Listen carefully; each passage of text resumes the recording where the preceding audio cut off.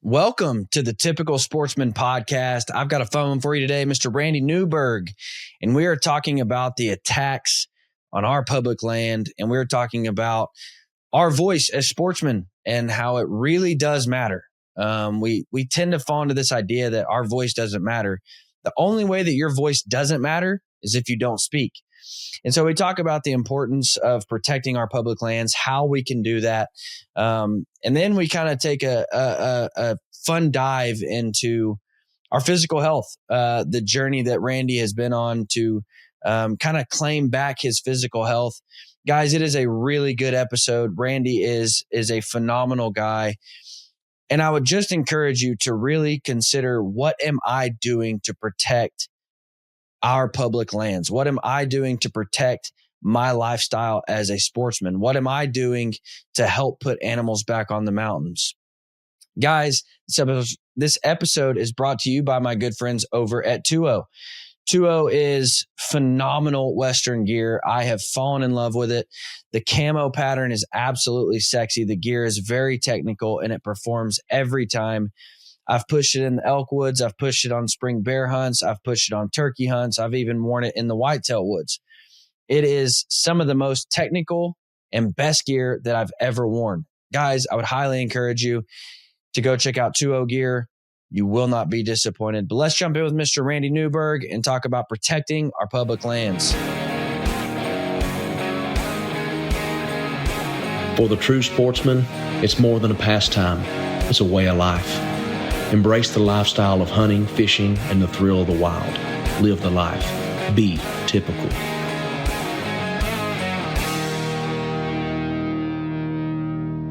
Guys, one of the easiest and cheapest ways to upgrade your bow is with a custom set of strings. A lot of people make custom strings, but very few people do it as well as Dominant Strands. Now, the reason I believe they do it really well is because Lewis over there at Dominant Strands, he has years of experience in the industry. His customer service is phenomenal. He offers an incredible wide range of different materials to build your next set of strings out of. And he just knows archery. Lewis is the guy, if I've got a bow that I just can't figure out, I call Lewis. He is incredibly informed, and he's ready to help you build the best set of strings for your bow. Go to dominant-strands.com and get your next bowstring today. Now, I tell everybody, the moment you get a recurve, the best and cheapest and easiest way to make that recurve faster, quieter, and shoot better is to get a custom string. Lewis makes a phenomenal string for a recurve. Guys, go to dominant-strands.com, use code typical10 to get 10% off your entire order, whether that's a set for your compound, a set for your crossbow, a new string for your recurve, any material, any colors. That code is going to get you 10% off your entire order.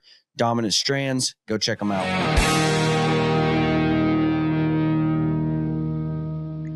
All right, Mr. Randy Newberg. Don't need much of an introduction, sir. Oh, Dylan, you're too kind.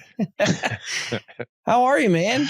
I'm so close to perfect that the only thing that would get me there may be a little more caffeine. But I've had my one cup this morning, and I try to keep that in moderation. So I'm ready to talk hunting or whatever it is that's on our agenda for the next hour or so. Yeah, absolutely, man. Well, first off, what was your most recent hunt? Like, what was your most recent adventures? It's been a while. It's been trade show season for me. Kind of like you guys just got done with your Pope and Young meeting down in Arizona, wasn't it? In Phoenix area? Yeah. Phoenix, and Glendale. Yeah. I've just been on the road all winter. The last hunt I actually did was a waterfowl hunt on the Columbia River out in Oregon.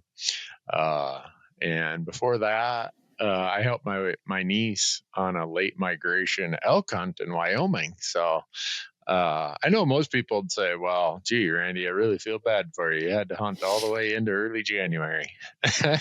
Yeah. But I'm gearing up for some turkey hunting next week. which I'm a terrible turkey hunter. I've shot 2 turkeys in my life, which is testimony to the fact that among every species on the landscape, there's at least 2 really stupid ones. And then after that, I take a couple weeks back here in the studio and in the office, and then I go bear hunting. We have spring bear seasons here in Montana that a lot of people take advantage of, and oh yeah, good time to get out in the hills and just get some exercise and some fresh air and get your mind back into hunting. Oh yeah, Montana spring bear is one of my favorite things on planet Earth, and I think it's because of exactly what you just said. Like, you've been cooped up all winter, you've been traveling, you've been working, and it's like your first time to get out, stretch your legs, run the mountain. My boss is there in Missoula, Justin Spring. I don't know if you know Justin. Oh, I know Justin real well. And it's just, because you've been cooped up and you haven't got to do anything, and turkey hunting's stupid. So, go bear hunting instead. That's my motto.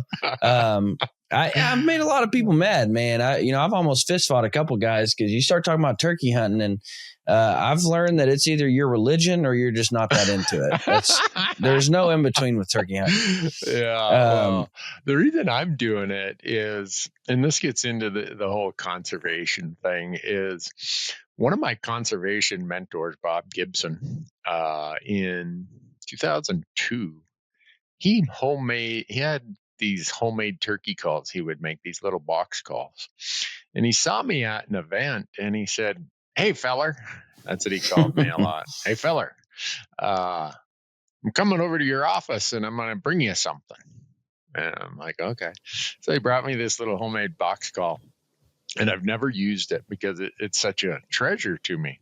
Well, he passed away a few years ago, and I thought, time to use it. Yeah, we talk about these things about hunting and conservation being these traditional kind of generational legacy things. And he's, I don't know, 30 years older than I was.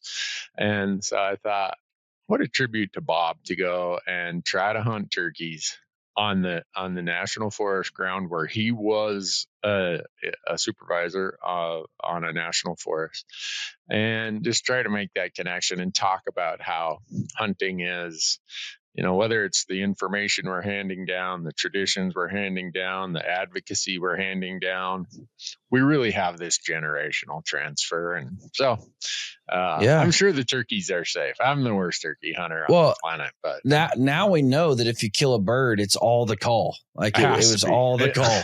Yeah. Hopefully Bob's up there above with a guiding hand pushing that turkey out in front of me. Maybe. Or he's up there laughing at you, man, just looking down. What a dork. Knowing Bob, he's up there chuckling and laughing. Yeah, for sure. That's more likely the case. Now, are you got any big tags come this fall? We're still waiting for most of the draws. Most of the tags I've applied for so far, I've struck out, but the majority of them are upcoming. Living in Montana, I'm lucky that I get a deer and elk tag over the counter every year. I somehow ended up waiting long enough in the line for. Have you ever participated in that Idaho? In December, all of us non-residents get in a big long line on the computer, and you can buy their general tags based on the quotas. I have not. For the only reason is I have an outfitter that I hunt with there every year, and so I just he has my tags for me. Yeah. But no, I haven't played the game yet. For me, I was number 24,000 in line, and there was still a tag for this whitetail hunt when I got there, which should be an indicator about what quality of hunt that should be.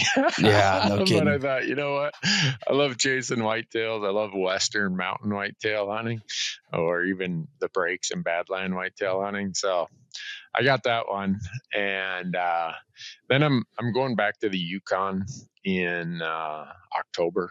I'm not sure if I'm going there to chase mountain caribou or just to ptarmigan hunt. I think it's going to be mostly a ptarmigan hunt that's disrupted by the possibility of a mountain caribou. Very cool. I've never shot a ptarmigan, and it's been on my list since I was a kid. So hopefully I can accomplish both. Now, speaking of being on my list, and you just mentioned it, I'm a whitetail freak like that. I live and breathe whitetails. Of course, I live here in the Midwest, so I mean, that's all we have. Yep. And so I love whitetails. I love the chess match. I love the year-long preparation of a whitetail hunt. But I've always wanted to do a mountain whitetail hunt. Like I've always wanted to. It just because I love the mountains. I love and I've always just wanted to chase whitetails in the mountains. Yeah. And I almost bought the tag actually, or the hunt at the auction. Western Timberline Outfitters there in Montana had a whitetail hunt, and again, it's just always appealed to me to chase whitetails in the mountains. Now, are you spotting and stalking, or are you setting a finger and, just like we would tree stands and hunting trails? Or yeah, that's how I usually do it out west here. I do a lot of just sitting. Now, I know a lot of guys are into calling and other stuff, but you kind of know where these funnels and bottlenecks are. And we're lucky we get to hunt them with a rifle in most of these western states in October or late October into November, peak rut. And so if you sit there long enough and you understand the habitat needs of whitetails, you're going to put yourself in a place where one of them's going to come through. I had a whitetail tag in Wyoming last year, and the little insight, right? Everyone thinks because I live in Montana, I'm a mule deer nut. And growing up in northern Minnesota, we didn't have mule deer, kind of like you in Kansas. All I had was whitetail. Yeah. And so I've lived out here for 35 years. I think I've taken 30 or 31 bucks in my 35 years here. And wow, all but 5 of them were whitetails. I've only taken 5 mule deer in Montana. All the rest were whitetails. So attaboy. That's kind of my dirty little secret out here is that I chase these whitetails. And it's so funny because you go to a lot of this national forest ground and everyone parks at the trailhead and they're just marching way out there looking for elk or mule deer.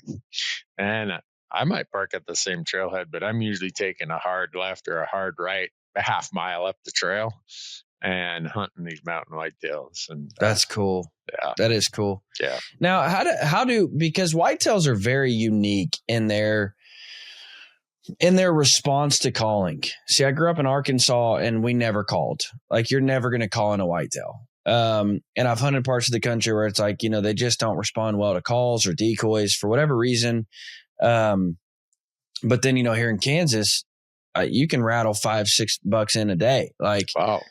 And so how does calling work in the mountains? I mean, do they respond well? Do they? Again, it might be the bad calling or the bad techniques and setups, but I've never had much luck doing it. Yeah. And that's, it's just funny because like Texas, you can, I mean, it's like you just, deer are running at you if you call. And then, like where I said, I grew up in Arkansas and, I've got friends that run an outfit in Missouri and they're like, we don't let people bring calls to where we're at. Like we just don't. Partly because people suck at calling, but two, he's like, the deer don't respond. Yeah. To where we're at in Missouri. They're in the mountainous part of Missouri, not the anyways. And so it's always curious to me, like when I hear about whitetails in other areas, like how do they respond to calls? Yeah. You would probably talk to some folks in northern Idaho who have the opposite experience from what I just said. Yeah. The places I'm hunting them are a little bit more of the open break land, foothill, the foothills of the mountain. So there is some timber, sometimes a lot of timber, but I don't know if it has something to do with how thick the country is, where if it's thicker terrain, they're just going to come in, right? There's a lot of vegetation they can't see. Whereas if it's a little more open place, they're just going to peek their head out like, nah, I don't see a buck over there. I'm not going over there. Right. So I don't really know other than I know I'm not any good at it. Yeah, same here. So I do want to get into it a little bit. How did you get to where you're at in the industry? I mean, give me a breakdown of your journey to where you're at. Yeah, it wasn't by design. I've always been a volunteer for conservation things going back to when I was a kid. My dad would take me out on these volunteer tree planting things, and I just that's what I've always done. Hunting has always been the defining part of my life. It's where I get food. It's where I spend my time. It's where I go to unwind and to get my mind straight. So I started doing a lot of conservation and volunteering work here in Montana. Ended up going back to DC in 1998. What's that, 27 years ago now? And realized that the way of hunting that I did it, that I grew up doing it, that most of my friends do it, we just went out on the public lands and that's what we did. It didn't have a voice back there in DC. And I know it seems pretty optimistic for some young punk like me at the time. I was 35, thinking, someday I'm going to create a voice for the public land hunter. And then in 2005, I ended up with a really strange liver condition, ended up at the Mayo Clinic. And they said, you're probably not going to be a CPA full time with this condition. So my son talks me in, and my son's 15 at the time. He talks me into the idea that we should go film each other and film friends. And so we did. And he put together what's called the sizzle reel. And a production company saw it here in Montana. And they're like, everyone's always talked about we need a self-guided public land TV show in the outdoor TV world of mostly whitetails at the time. This would be it. And Randy, if anyone can do it, it's you. I'm like, well, thanks, Mark. I appreciate your confidence, but I'm not as confident as you are. But I viewed it as an opportunity to build a platform that would give some voice to public land hunting. And some people think that means I'm against private land hunting. Not at all. As a CPA, in my other life, I'm an estate and trust planner for a lot of landowners. And so I've hunted a lot on private land. And I tell people, if you have private land to hunt on and you don't take advantage of it, you're a fool. Yeah, no kidding. But the point of it was that I was seeing that the public land hunter part of it was really getting lost in a lot of other public land discussions, whether it's on the resource side or the preservation side or whatever. Hunters pretty much are saying about it. They want productive land management and they want to have access and they want to have a place to go that has some wildlife. Mm-hmm. So that's kind of how I got into it. It's certainly a passion of mine. It's been a challenge. I remember when I first started, I didn't have any widgets or bows or rifles or ammo or calls to sell. I was just selling the idea that, hey, we need to advocate for public lands and through the eyes of hunters. That was the only thing I had to sell. And it was very, very difficult. As my wife has said many times, it was the best job I ever bought, and why she told me I had to keep working part-time as a CPA. And I did. The best way to make $1 million in the hunting industry, right? Yeah. Start with 5 million. Yeah. Yep. That's it. Yeah. And so I guess the only way I look at it is I've been so blessed. From the standpoint of I had another career that let me do this. I had a career that gave me an income that I didn't have to rely upon this. So I could just stay true to that message. No matter what it was, I could just say, all right, this is important for the audience I hope I'm representing. And I didn't have to make money at it. And so you can really build more of a brand around an idea if it's not an endeavor that you're trying to make a lot of money on. Right. I still remember one time Will Primos, when I saw him, he used to come here to hunt in Montana a lot, and we have a very close mutual friend. And Will's really southern Mississippi way, he said, Randy, you need to be selling something on that TV show. That's what a TV show is for. And I'm like, well, I don't have game calls. I don't, but he was right. I mean, he was 100% right. But it just wasn't the way that I did it. And so now I look at our platforms and all the places we're at, just going back, and I spent the first week of April back in Washington, D.C. on public land issues, access and conservation funding. And if you would have told me when I started these platforms, and I think we actually got launched in 2008, that 17 years later, we'd still be here. First of all, I told my wife, I'm like, this is a 3 or 4 year flash in the pan and it'll run its course. Yeah. Here we are. And then if you would have told me that we would have had so many people that trust us to be kind of that filter in today's world, you get bombarded with so much crazy stuff that on both sides, it's like, you're just, this is all clickbait. You're just trying to sell newspapers, or you're trying to sell ads on your website. And so, and what they do so well. And I Mm-hmm. actually was just telling Jim Heffelfinger this. We talked about the dire wolf. Yeah. I was telling him what they do so well is they make it sound like the gospel truth. Mm-hmm. And I tell people, I even work in the conservation industry. Like, I'm in the conservation world. And sometimes I hear of these issues and I'm like, yeah, I mean, that sounds legit. Yeah. Because they make it sound that way.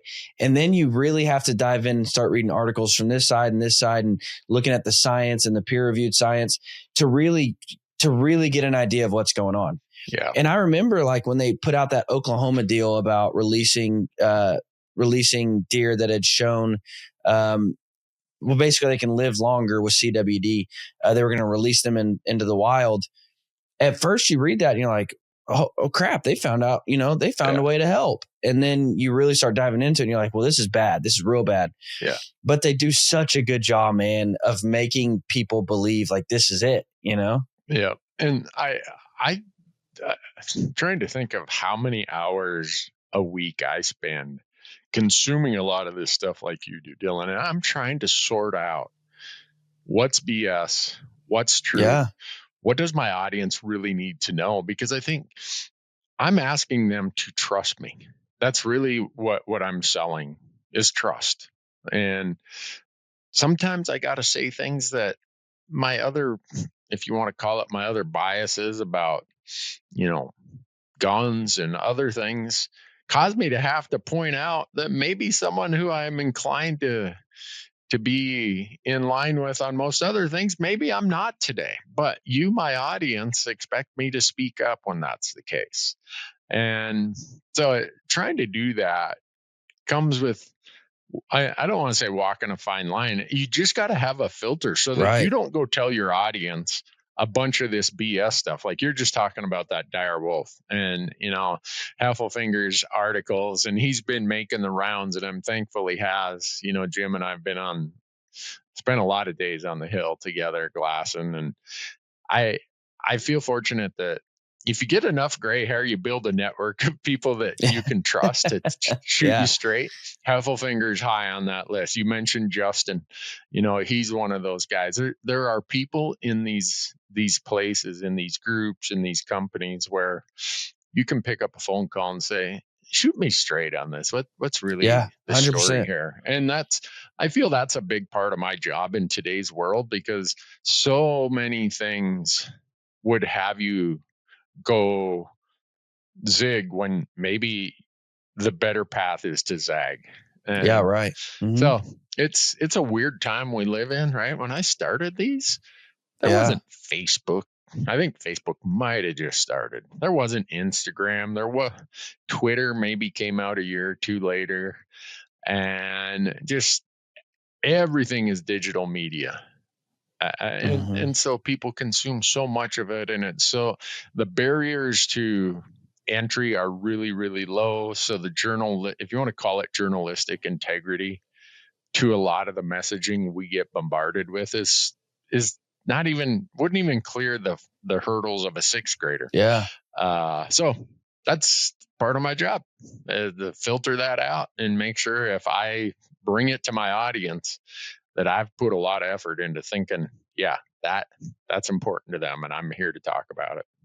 Now, and I'm going to say basically right after, you said you started in 2008. I'm going to say basically, I'm going to give it 3 years.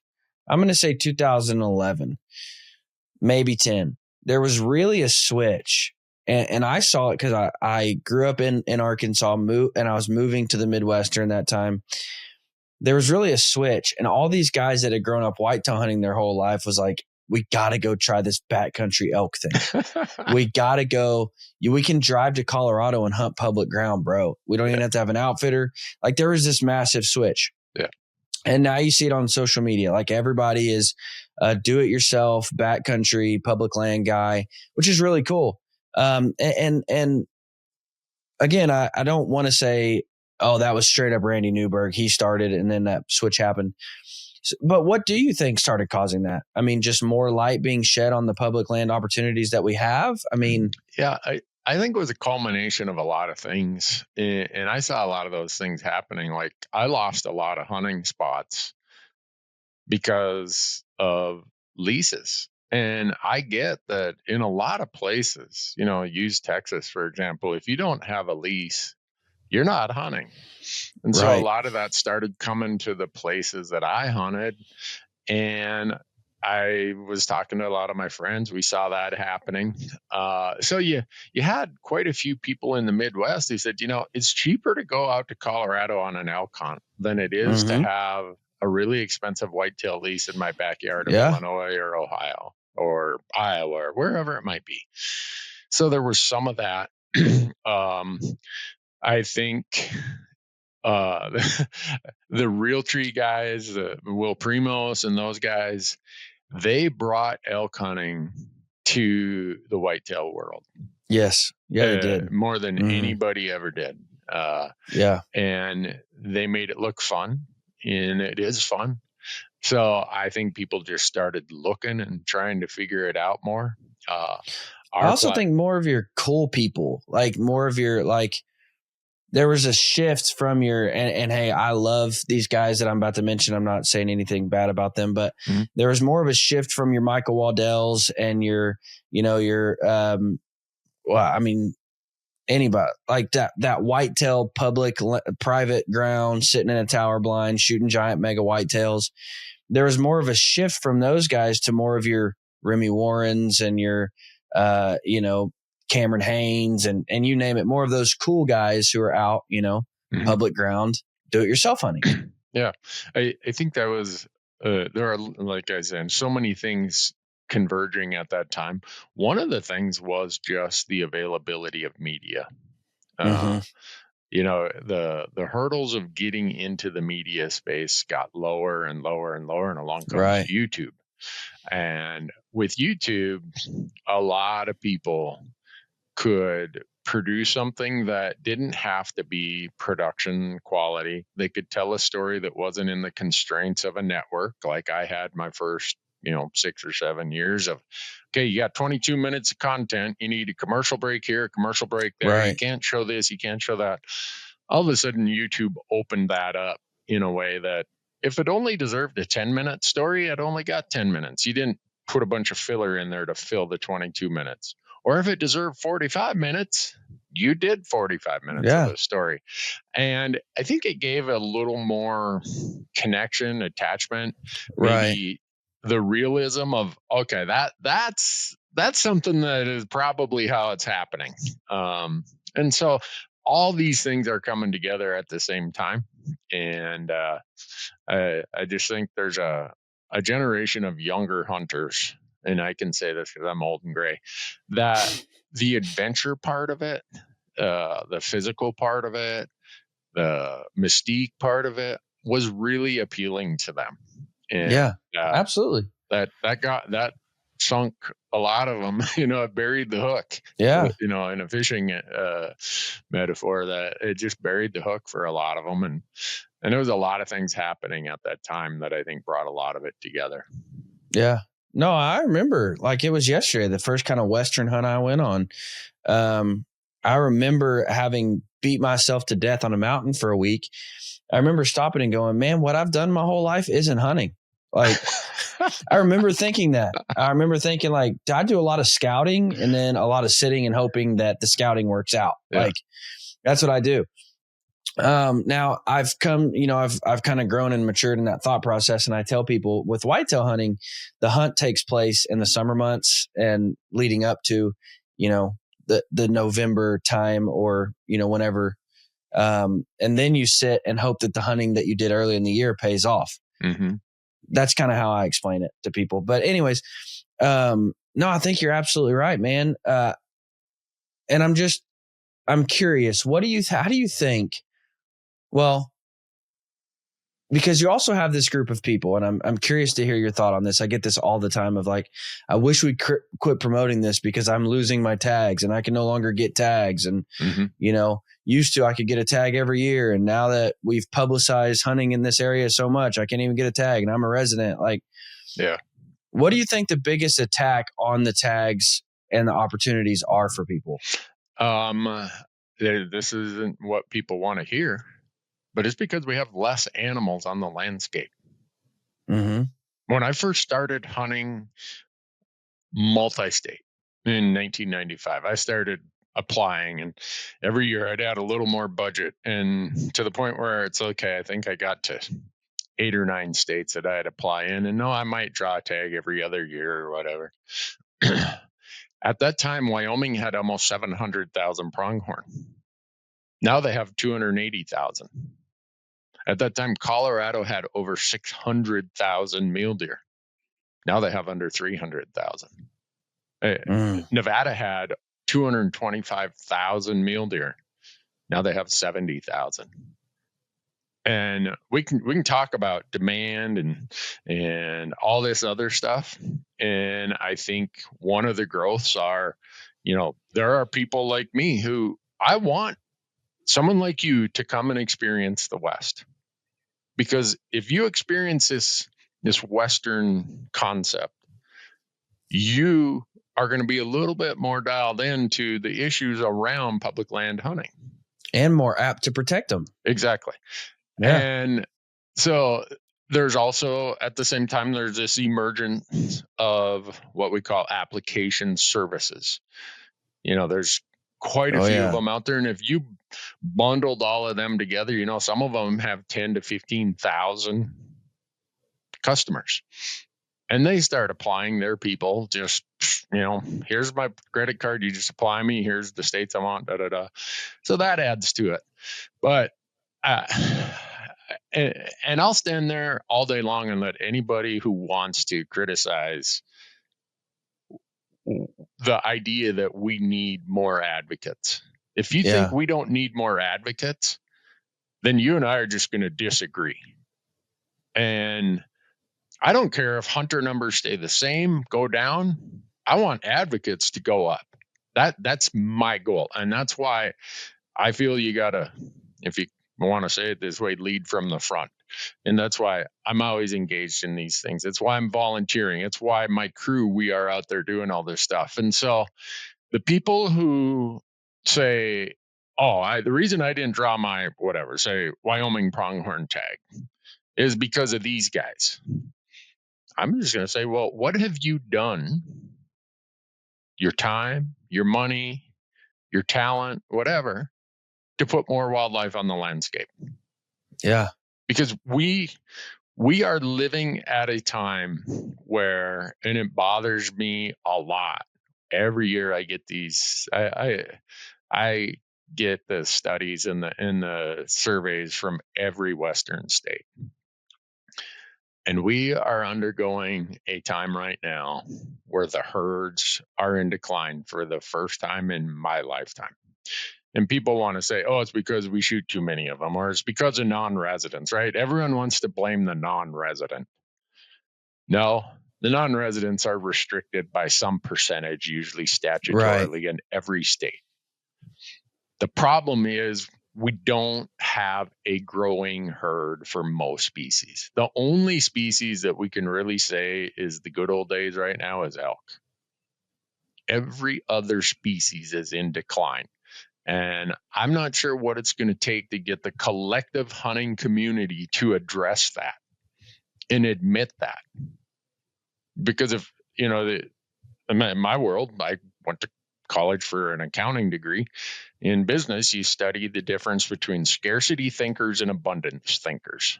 Hunters have always been abundance thinkers. That means we can have more. We can build more and share more.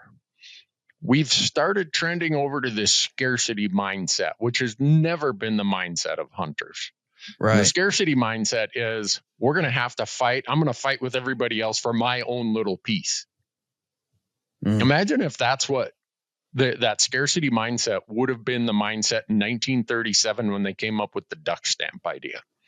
Oh, no, we don't want that. There might be some more duck hunters out here. I'm going to let the ducks decline and go to hell. But as long as while I'm around, I get my own little bit of it, that's fine. That's never been the mindset of hunters. Never. Yeah. When we passed excise taxes on ourselves, when we've went and spoke for wildlife in the halls of state legislatures, in the halls of Congresses, in the public forums, it was never about what's in it for me and I'm going to fight over my little part. It's always been this abundance mindset of we need to put more wildlife on the landscape. We need more funding. We need more science. And I know a lot of people don't want to hear that, but that is a reality. If we had twice as many pronghorn on the Wyoming landscape, twice as many mule deer in the mountains of Colorado, there would be twice as many non-resident tags. Yeah.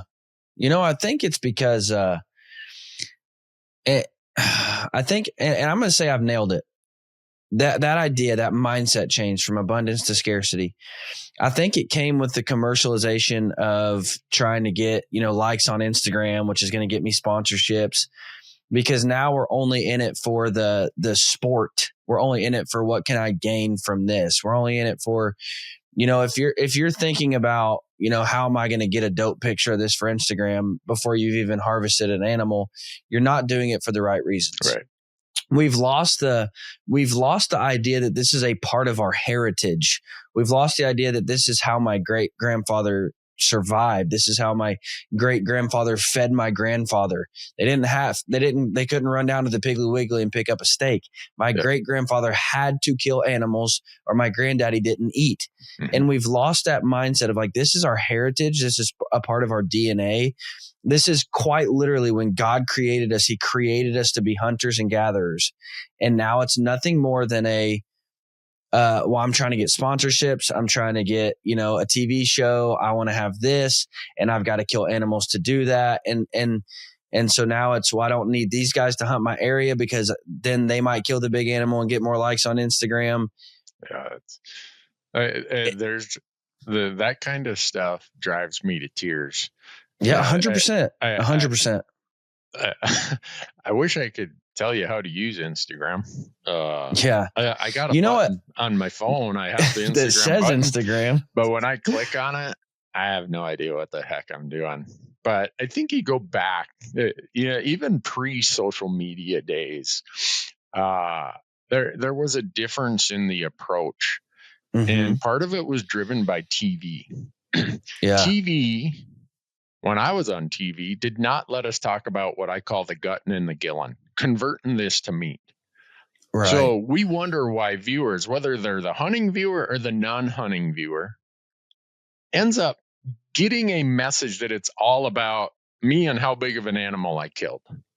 Mm-hmm. Well, if the story ends on TV like it did every time when I was on TV, that it had to be the traditional grip and grin, I don't care if it's the non-hunter, the anti-hunter, or the young hunters who are consuming that, who all of a sudden switch from seeing a story about a landscape, a species, the culture that you talked about, to being a story about, let me thump my chest. Let me talk about how long of a shot I made or what, whatever it might be, how big of a buck I shot. Yeah. And so that trend was happening well before social media came along. And then social media comes along and you have people who are doing exactly what you said. I mean, it's all about those kind of things. And in my contracts, it makes zero difference if I get 1 billion likes or 0 likes on social media. Social media is, to me, and this is because I'm old and gray, it's a necessary way to raise awareness about things. Right. But if Facebook, X, Instagram went away tomorrow, I'd be dancing in the street. It makes zero difference to me. And there'd be nobody to post about you dancing in the street, which would be great. Which would be just fine.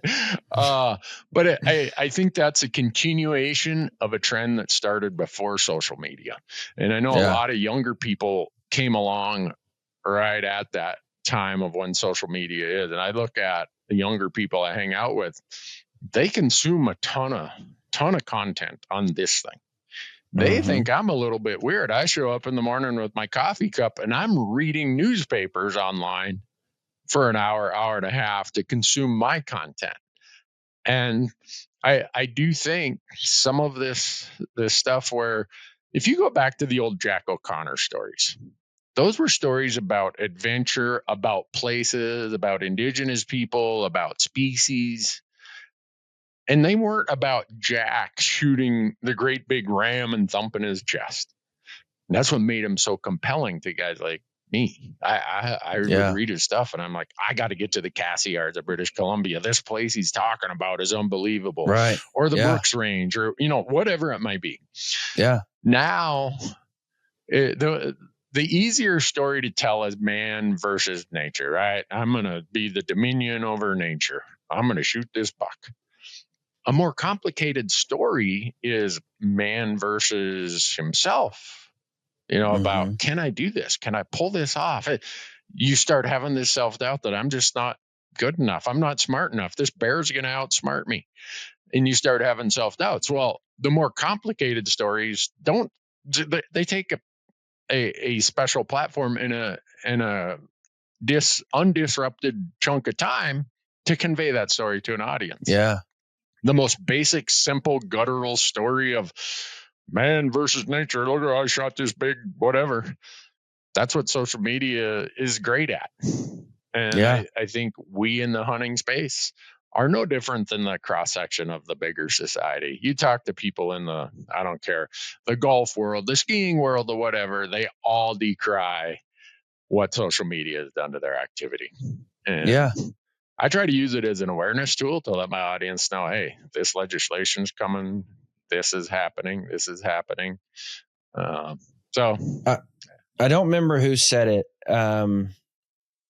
but somebody challenged me and they said, for every harvest photo you post, for every grip and grin you post, let's take it a little further. For every fish that you catch and post a picture of, for every time you post a picture shooting your bow and saying, getting ready for season or whatever, for every one of those, chest pounding, look how cool I am, post a photo of you feeding your family with wild game. Mm-hmm. Post a photo of you processing wild game. Post a photo of your children being nourished by wild game. Post a photo. And I'm like, that would be challenging. Well, it'd be challenging. Why? Because I don't document my family eating wild game. Mm. Why not? Because it's not cool. It's not flashy. It's not going to get you likes on Instagram. However, that helps you tell the full story of why we do what we do as sportsmen. Guys, when it comes to optics, they can make or break your hunt. When you're sitting behind glass for hours trying to pick animals off of a hillside, you can get a lot of strain on your eyes, and it can just be a bad experience. Not too long ago, I was in the market for some new optics. Didn't really know where to start, so I called my boys over at S&S Archery. Now, they sell all the optics, so they really had no need to push me in any way whatsoever, so I knew they would give me just good information. Every single one of them told me to try Kowa. So I bought my first spotting scope from Kowa. It was a 77, and I fell in love with that scope.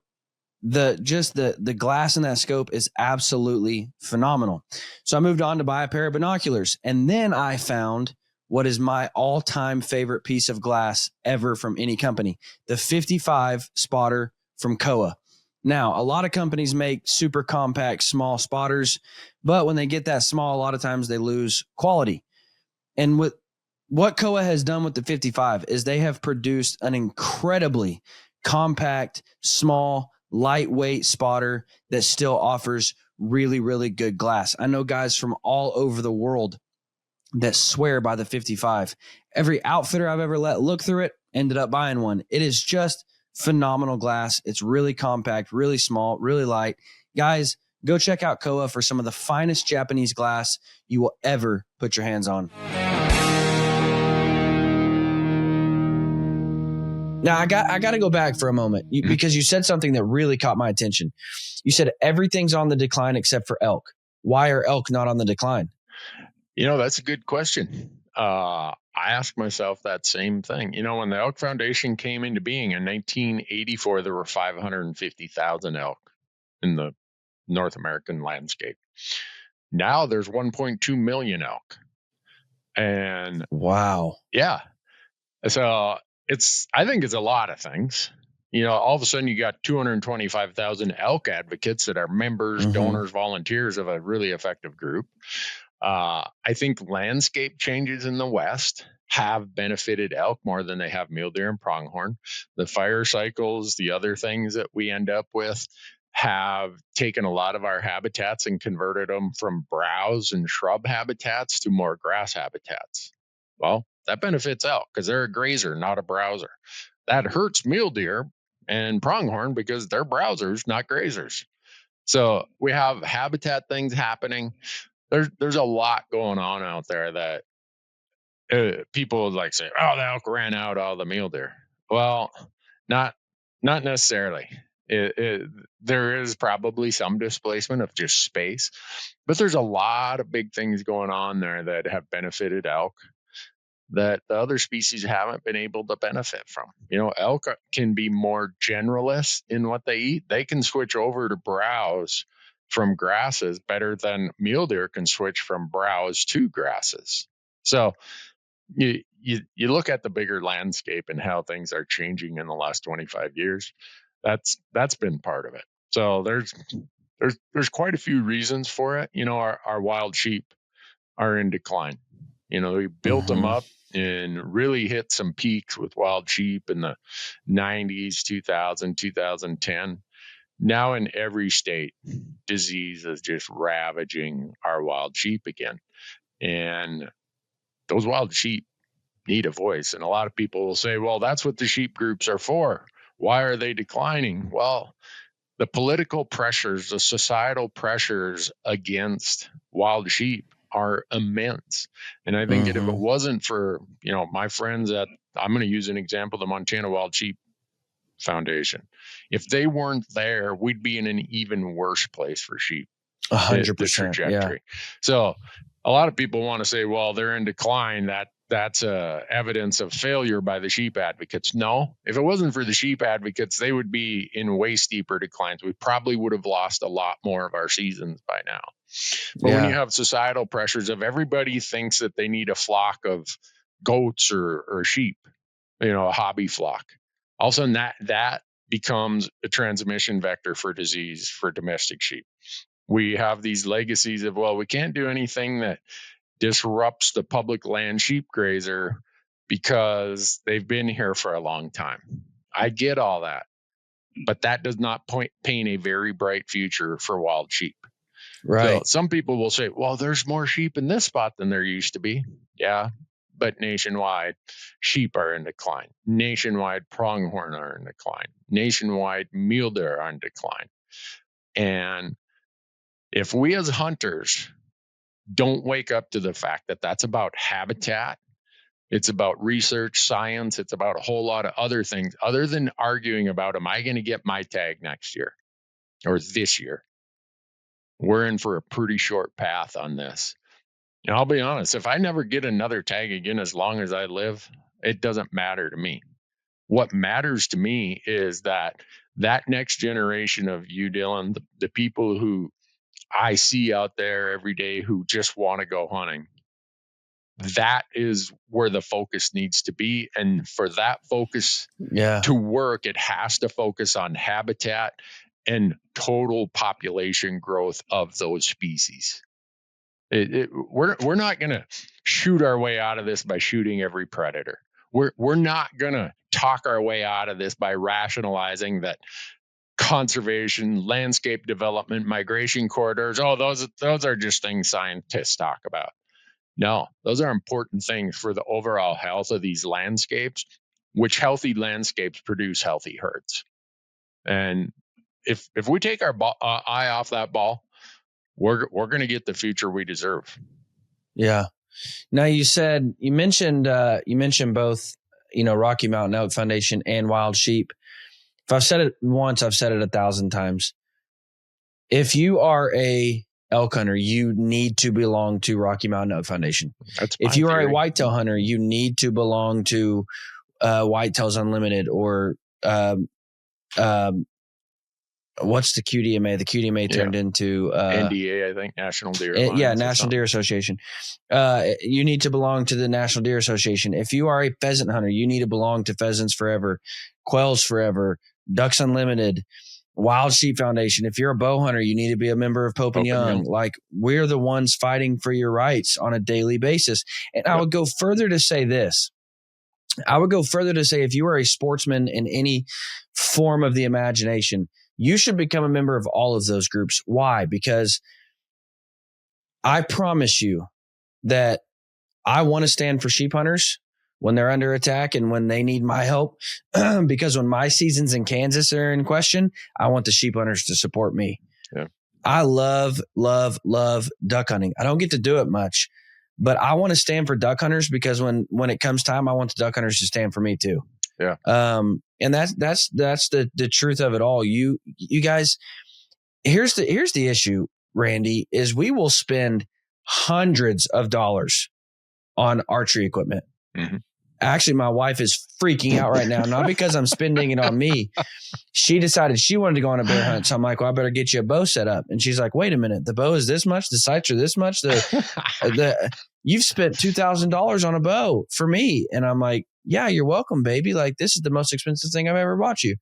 And she's freaking out about the cost. But the problem is we will spend hundreds, thousands on archery equipment, on camo, on boots, on backpacks, on binoculars, on broadheads, on all of these different things. But we can't invest $35 to be a member of the local chapter of the QDMA or the Pheasants Forever or the Rocky Mountain Elk Foundation. We're investing in what looks cool in our hand to take a picture on Instagram, but we're not investing in our future as a hunter. Yeah. And that's just mind blowing to me that you can afford a $3,000 bow, but you can't afford $45 a year to support the Rocky Mountain Elk Foundation or Pope and Young or the Pheasants Forever, Quail Forever, Ducks Unlimited, you name it. If you add all of those up together, you can be a member of all of them for like, $200 a year. Yeah. Which is that's the best investment you could ever make as a hunter. Yeah. And I would take that to the next step of, if people took 1/10 of the time they spend on social media, doing whatever, sometimes, commenting or posting their own stuff or whatever it might be, and you gave some of that time to the cause of conservation. I don't care if it's a volunteer project. I don't care if it's emailing your congressperson or your state legislator or whatever. If you took a portion of that time that you waste ranting and raving and carrying on or boasting on Facebook or Instagram, and you applied that towards the cause of conservation, we would all be better off. Yeah. And absolutely. I know people are like, well, Randy, you're old and gray. You can say all that. I got a young family and I got this and I got that. Yep. I had a young family at one time also. I was building my own businesses also. I understand that what I'm allowed to do at this point in my life is different than I was allowed to do at that point in my life. But even at that point in my life, I understood the priority is that somebody made some really difficult decisions to get this to where I'm able to enjoy this, that I'm able to do that.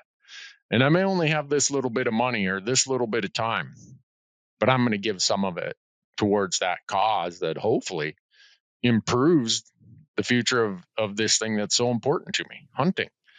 And people don't want to hear that today. And I get it. I hear I don't do politics. Well, if you don't do politics, you're going to wake up someday and you're not going to do hunting or fishing either. Yeah, 100%. We can wish for an alternative reality. I grew up with the mentality, and this came from my background. I grew up with a dad who was a pastor. My degree is in pastoral ministry. I'm a pastor of a church. And so I grew up with the mindset of like, politics don't belong in church. Politics don't belong in hunting. Politics don't belong in this. Politics don't belong in that. Like, because the word politics has such a negative connotation of like, well, that's just for presidents and that's just for, my local legislators. No, like we have to be involved in the politics surrounding hunting.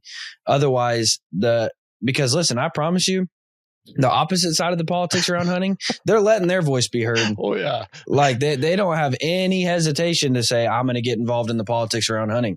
Right. So that means we as hunters need to say, I'm going to be involved in the politics around hunting. Yeah. And we're not. We have to.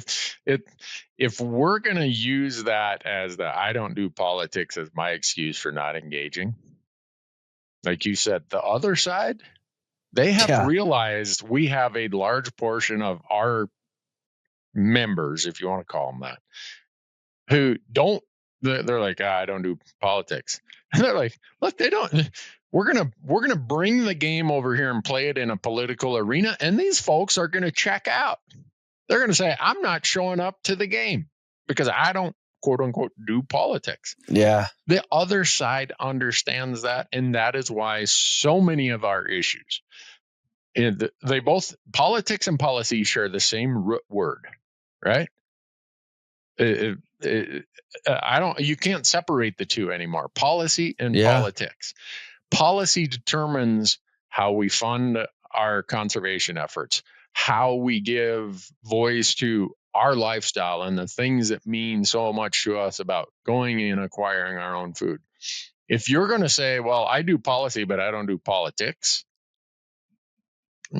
good luck playing the game when you're not on the field. And the other side knows that.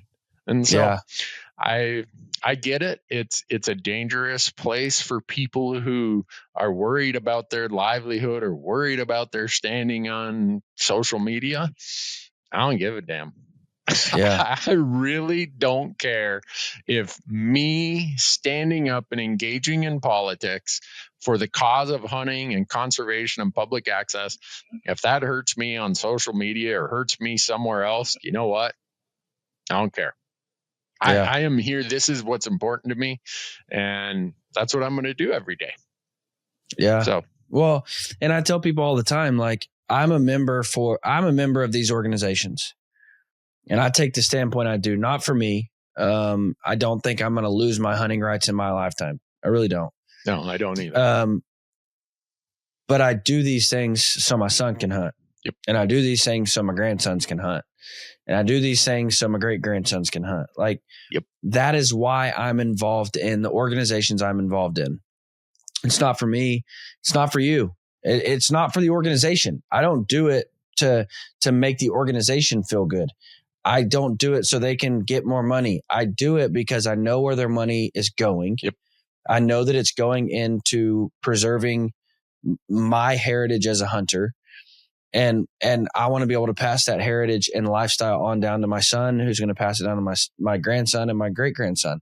Yep. And that's why I'm a part of those organizations. Now, as the public land advocate and voice, A, what do you think the biggest attack on our public lands are? And B, what can we, everyday outdoorsmen, everyday sportsmen, a dumb redneck from Arkansas, what can we do to help protect our public lands? Yeah. There's a lot of things that our public lands are in danger of. Is we have litigation that makes it so hard to have productive land management on the public land. So when we have poor public land management, if Congress allows this to happen, and people want to blame the forest ranger, the U.S. Fish and Wildlife Service biologist, this all comes back to Congress. Congress could fix everything that frustrates us with public lands, but they refuse to do so. So what we have in the case of elk, we used to have pretty well managed public lands, and then Congress pass these laws to let the litigators run everything and cut budgets of agencies who were doing stuff that help create better habitat on public land. Now, where do all the elk go? They select for the best habitat. If the habitat has diminished on public land, but it's been improved on private land, where do you think the elk are going to go? So now we don't have access to those elk. And the same for the mule deer, I don't care what species it is. So that's one of the things that is hurting us directly in the hunting space is we are having struggles of getting access to where the wildlife now exists because they've said, I'm an elk. I'm pretty smart. I'm not going to go over there where the habitat's second rate. I'm going over here where it's A+. Right. So there's that. There's issues related to access. We have a lot of access issues where historically the lands I'm going to talk about in the Rocky Mountains and in the West, the traditional working landowner usually is like, yeah, you can get to the BLM, just go through that gate, close that gate. And over the last 20 years, we've had what I call the new age landowner who is completely disconnected to the I guess you'd call it the land ethos of what the traditional working landowner had here.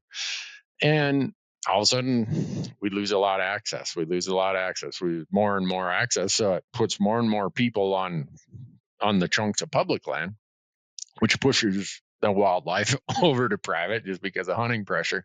So when we lose funding for these types of programs that solve these access issues, like the Land and Water Conservation Fund, that's problematic. When we lose funding for our agencies, that if Congress would solve the litigation hiccups, our land managers could do their thing. So you live in a state, Arkansas. Representative Westerman is he's one of the serious hunters in Congress, Bruce Westerman. He is somebody who's responsive and receptive to all of the concerns hunters have. I live in Montana. I have Senator Steve Daines, who he's a very avid hunter. I'm lucky that I can bring hunter issues to him.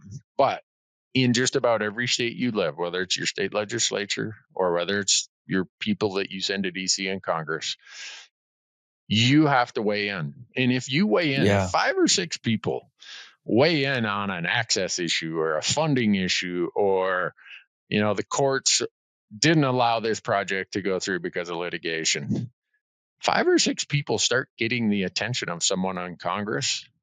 The staffer in charge of policy and resource issues related to conservation, hunting, access is going to be like, hey, something's going on back home. We just got 6 emails today on this same topic. If all of a sudden they get 20 emails, the chief of staff is going to be like, I better go back home and find out what's going on here. And the odds are the group organizing that 20 emails is going to get a meeting with their senator or congressperson. So that, I know this sounds like 9th grade civics, right? And everyone says my voice doesn't matter. Well, if you have that opinion that your voice doesn't matter, you've kind of fulfilled your own poor prophecy. You're right. It doesn't. Yeah. It matters. I can't tell you how many times I've seen it. I talk to a lot of these staffers when I go to DC, and they're like, man, you guys really got our attention on this issue. And it was only a dozen of us. I told somebody that said my voice doesn't matter. I said, you're right, it doesn't, because you're not speaking, because you think your voice doesn't matter. The only voice that doesn't matter is the one that's not being heard. And the only one that's not being heard is the one that buys into the lie that their voice doesn't matter. Yep. Or they go and they think that staffers and Congress people don't go read a bunch of Facebook complaints. Right. That Facebook and Instagram is not going to raise awareness with your elected officials. So all of these things. So when you ask me what could people do, what you can do is be engaged. I always say it's like 3 P's: be professional, be polite, and be persistent. You don't want to send an email or call the switchboard at the Capitol and say, hey, that dirty blankety blank, tell him he's no good for nothing, and hang up.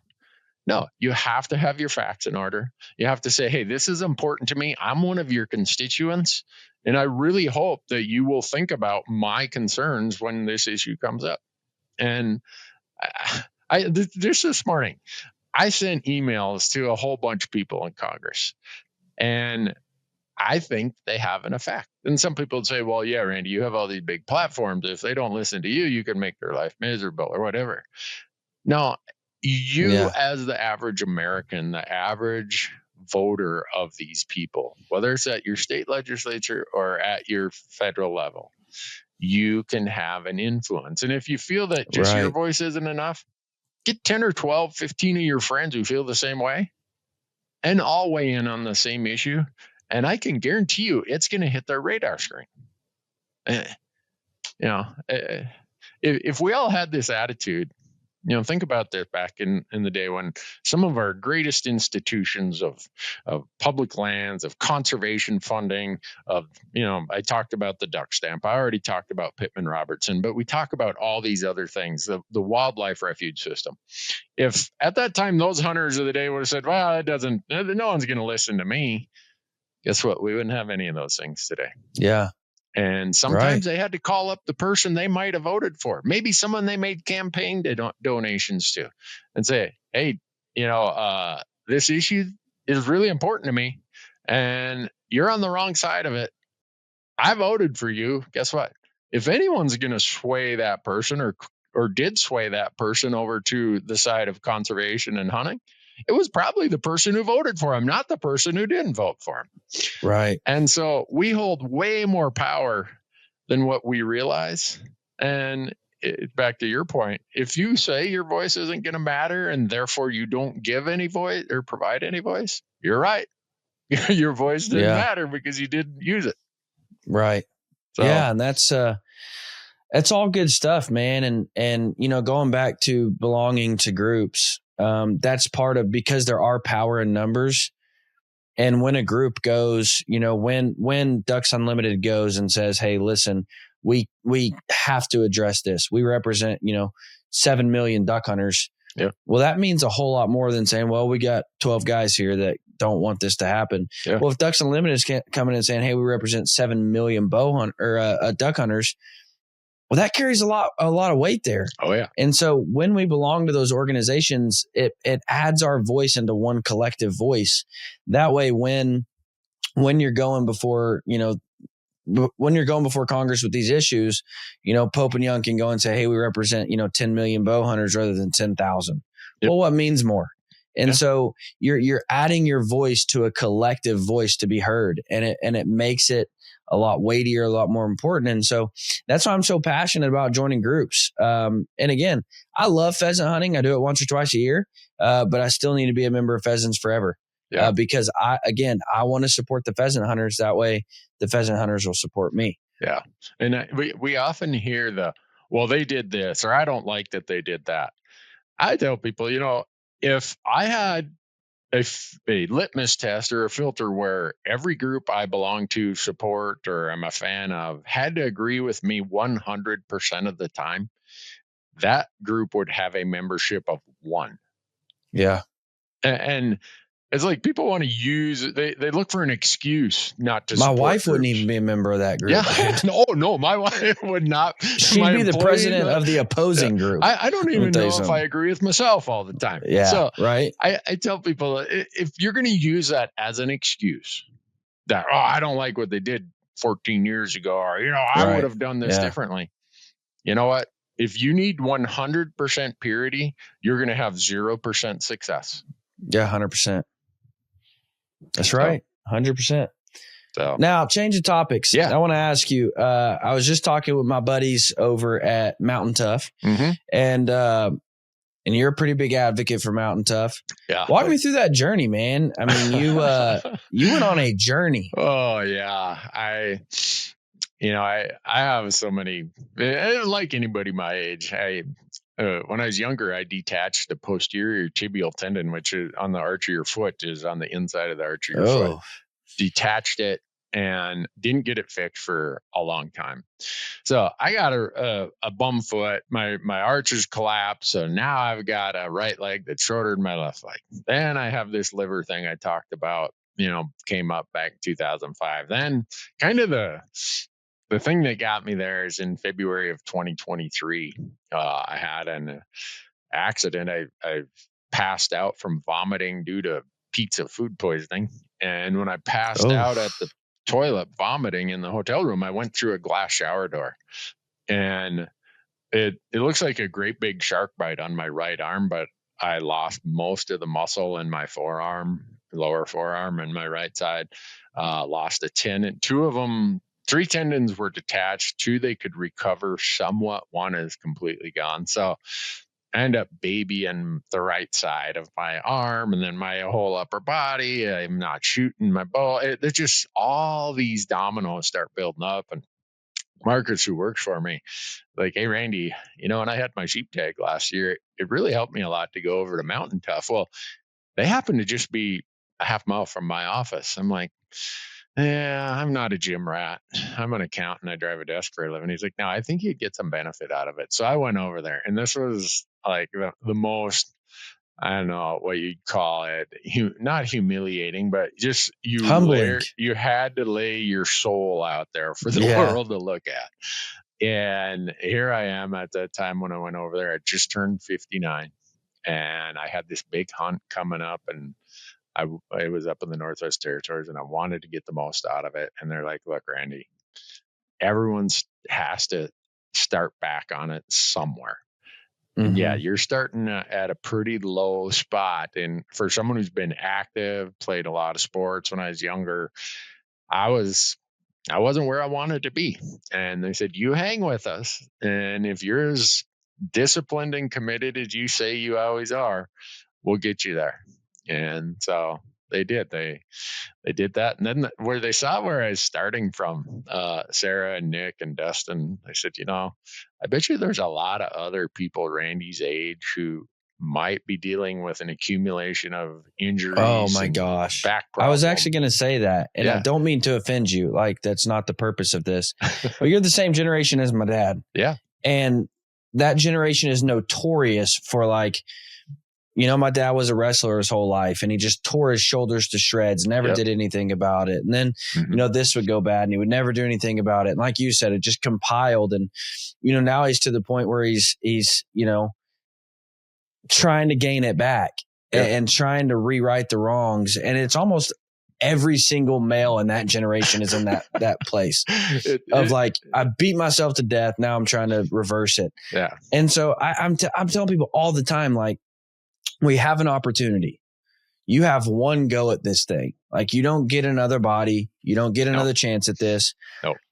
Take care of it while you can. Like, don't try to reverse all the damage. Take care of it while you can. And that's why I'm so passionate about, and listen, I'm not like you said, I'm not a gym rat. I'm not a Cameron Haynes who goes out and runs a marathon a day. I don't care to have washboard ads and look sexy. Like, I've got one goal. Well, two goals. For my wife not to giggle when I get naked. And secondly, to be able to play with my kids and not just be sucking wind and not be, I never want to be the dad where my kid's like, hey, come jump on the trampoline. And I can't because I'm tired or because I'm out of shape. I really don't care about, being the strongest or the fastest or the most fit. I just want to be a healthy husband and a healthy father. That's all I want to be. Yep. You couldn't have said it any better, Dylan. I don't care what someone's spirituality is, but I feel that I've been given one body. You said that, right? I came into this world with a body that it's my job to take care of it. Yeah. And if I don't invest in my health, I am of lesser value to everybody who is important to me. My family, my friends, my community, myself. I owe it, if nothing else, for their own selfish reasons, I owe it to myself to invest in my health. And if I invest in my health, I'm going to get those returns when I'm out hunting. I'm going to get those returns because I'm a better husband. I'm going to get returns on that because I'm a better father. I'm a better member of my community. Yeah. I think America has, the data shows, right? We become less fit. It's a whole variety of things, but that requires us to take affirmative action and say, all right, I'm not going to be part of that statistic that says I'm overweight or I have, these eating problems or other things that have got me to the point where I feel like I'm never going to be able to, do the basics, let alone go out and walk a pheasant field or whatever it might be. And I was willing to kind of bare my soul, for lack of a better way, and just say, here's where I'm at, folks. I have declined a lot in the last 10 years, but I'm going to get back. I am going to, make a commitment, an hour of every day of my life for 5 days a week. I'm going to eat better. My wife and I embarked on this. All right, let's think about what we eat. And if it takes 10 or 15 extra minutes to create a meal that's beneficial to us, let's take that 10 or 15 minutes. Mm-hmm. I'm going to work out, whether it's a half hour, 45 minutes every day, 5 days a week, and I'm going to see where that gets me. So they put together this program called the Preseason Prep 50 Plus. And I said, we better get this done soon, because I'm going to be 60 this fall. So let's get this done. And so we did. And I'll be honest with you, I'm blown away by the response that it has created. I had no idea that there were so many, I didn't call them desk jockeys, but maybe you run equipment all day, every day. Maybe you're a truck driver. Maybe you're, you're working in an office setting. You in your head, you're not getting the exercise. Your body isn't getting what it needs. And the number of people who've come and said, you know what, I followed along after you guys published this course, and I made it to week 6. I didn't make it to week 9, but I'm staying there at week 6, and man, I feel so much better. Those are the most rewarding things to me, to hear people say that. And now when I look at it, it was worth showing the world, my gray hair, my white legs, my flabby belly, the fact that I couldn't do a full-on push-up when I first started. You're talking about your dad's shoulders being shot. Even now that I can do 25 push-ups, it sounds like someone's cracking their knuckles while I'm doing it, because my shoulders are making. My wife will hear me doing my push-ups every night or every morning. She's like, that sounds so painful. I'm like, I've kind of grown used to the popping and cracking of my shoulders. And so here I'm doing it. You know what's crazy is some of the most unhealthy people in your generation are some of the most active. And what I mean by that, like, dude, my dad, and I would have told you this before, if we never had this conversation. If we were to go on a hike, my dad would outrun me up the mountain any day of the week. But again, he's just part of that generation that neglected the health issues that were going on. Like, it's not that he was just a fat, out of shape piece of garbage, but it was, I blew my knee out. Ibuprofen and, ice will be good. Like, no, Dad, like, you need intensive surgery on that mug, and so they just let all these, compound issues pile up, or it's your guys your age who played college football and they've, they never took care of themselves, and they want to. It's some of the most healthiest and most athletic people that are in the worst shape because they just beat their body up and didn't do anything about it. And so that's why Mountain Tough is an important part of what I do. And it's something where my kids can get involved. My son actually was bugging me just last night. Dad, can we go outside and work out? I'm like, son, it's 9:00 and you're 6 years old. Like, your bedtime is in 5 minutes, and Dad, well, can we go out and work out? Dad, I want to show. He's so proud because he can finally now do a complete pull up by himself. But again, I just want to create that culture of like, hey, don't let yourself get to that point. Take care of yourself now while you have the chance, and then you don't have to try to reverse it when you're older. And so that's why I'm very passionate about Mountain Tough, and it really will. I believe it really will change your life. And again, going back to the whole investment thing, I don't care if you invest thousands of dollars in your bow. If you're too fat and out of shape to get up the mountain and shoot it, doesn't matter what kind of bow you got, hot rod. Doesn't matter what kind of camo you're wearing if you can't get high enough for the elk to see it and or not see it. So it's one of the best investments you can make. And here's what I'll tell you. If you go to mountaintough.com, you can use my code typical, and you're going to get 30 days of a free trial, plus the 14 days you already get. So that's 6 weeks to work out for free. And just see what you think of it. No, if you don't like it, no hard feelings. It's not for everybody. I understand that. You can go try something else, but for 6 weeks, you might as well give it a shot, completely free to you. Again, use code all caps typical, and you'll get the 14-day original and 30 days for 6 weeks of free workouts. So go try it out. If you're 50 plus, hit it with Randy and try out the 50 plus. Yeah, it's called PP 50 plus. And We were just doing an event. They did it. It's called the Ruck with Randy, where we walked around Bozeman for 2 miles with heavy packs on, and the number of younger people. I was by far the oldest one there. I was surprised how many younger people were there who were all into the idea of, all right, I just turned 40, and I realized that I am not being the spouse I could be or the parent I could be.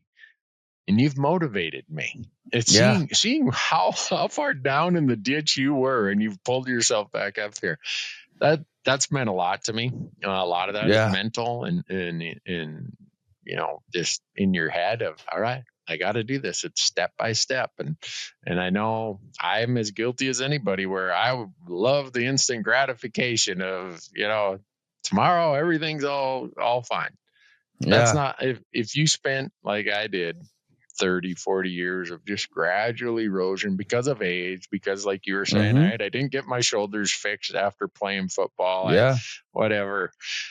I knew it was going to take the bit by bit to get there, but that's everything in life requires some level of commitment to create positive change in your life. And hopefully motivate somebody to do that. If one person does it, it's a success for me.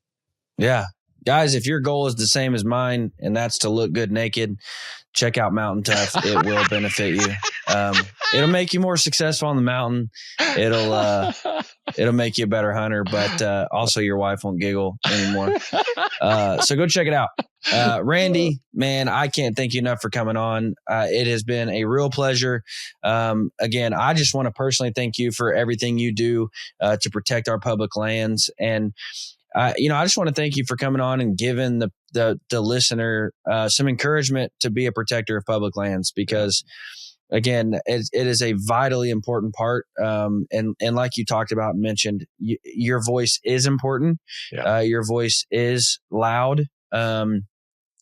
But you have to still use your voice. We can't just sit back and be quiet. So thank you so much for coming on, man. I greatly appreciate it. Thank you, Dylan. I know you and I, it's with our busy calendars, it's taken a while for us to get this on the calendar, but thanks for your patience and thanks for having me. I absolutely it. Appreciate it very much. You all know I love arrows. So therefore I love vanes, and I love trying different vane configurations. I love seeing how they fly, how they tune, how quiet they are. Boning archery makes, in my opinion, the greatest selection of vanes known to man. And for good reason, because they've been making vanes longer than your grandpapa's been alive. They make a phenomenal line of vanes. So whatever you're trying to do, whether you're wanting to shoot paper, 3D, or you're wanting to go out and hunt, whether you're shooting a crossbow, compound, they've got vanes for you. Now, they just recently introduced, in my opinion, the greatest vane of all time, which is the Alpha. It's an all-new design. It's made out of the same stiff material that my previous favorite vane, the Heat vane, is made out of. So it's whisper quiet.